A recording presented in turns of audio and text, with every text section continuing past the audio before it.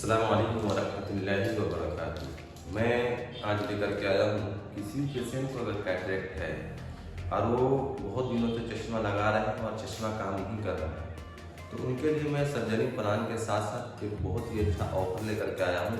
और मैं आपको एक करके डिटेल्स वाइज सब कुछ समझाऊंगा लेंस के बारे में, और कैटरेक्ट टेक्निक्स कौन कौन से टेक्निक से हमारे यहाँ सर्जरी की जाती है वो सब कुछ बताऊँगा। तो चलते हैं, शुरू करते हैं। चलते हैं, सर्जरी प्लान करना वीडियो करना है।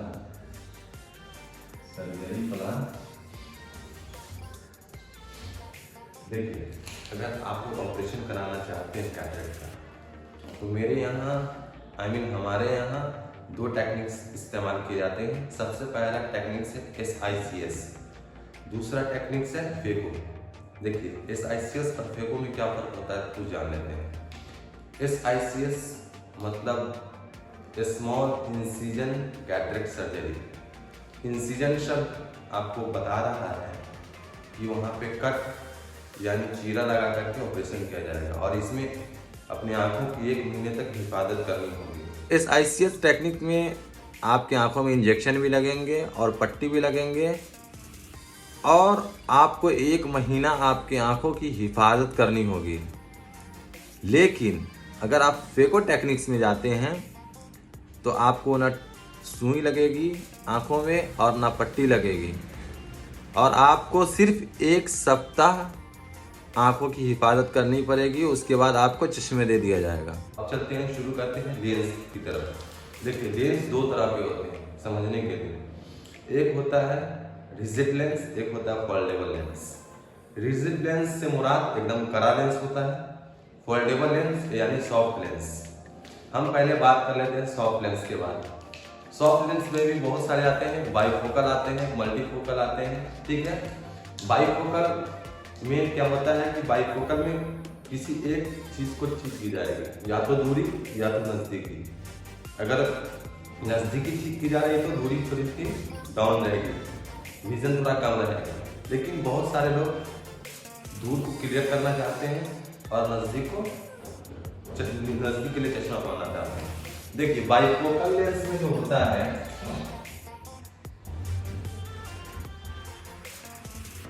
बाइफोकल लेंस अगर लगाते हैं तो आपको नियर यानी एडिशन, नियर के लिए ग्लास यूज करने पड़ेंगे, ठीक है।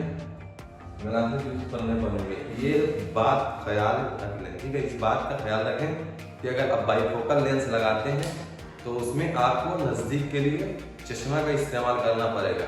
यही चीज अगर दूसरी तरफ करते हैं, दूसरे लेंस की तरफ जो मल्टीफोकल लेंस आते हैं, मल्टीफोकल लेंसेज आते हैं, उसमें जो होता है नजदीक की और दूर की दोनों डिस्टेंस की दूरी को क्लियर कर दिया जाता है। इसमें दूर की भी चीजें दिखती हैं और नजदीक की भी चीजें दिखती हैं, लेकिन ये कॉस्टली बहुत आते हैं, कुछ लोग इसको अफोर्ड नहीं कर पाते हैं, ठीक है। तो ये 2 चीज है। फिर अब लेंस में भी वेराइटीज बहुत है, समझ रहे हैं ना।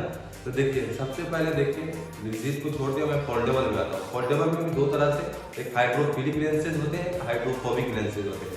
हाइड्रोफिलिक लेंसेज में होता क्या है कि कभी कभी साल 2 साल 5 साल के बाद PCO बनने के चांसेस होते हैं, लेकिन हाइड्रोफोबिक लेंसेज में PCO बनने के बहुत कम चांस होते हैं, ठीक है।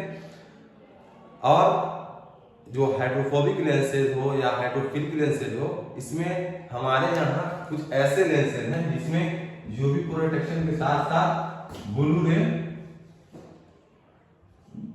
रे का ही प्रोटेक्शन वाला रहता है इससे, लेकिन थोड़े से कॉस्टली आते हैं, ठीक है। प्रोटेक्शन के साथ मिलता है। अब रही बात अब रिजिड लेंस।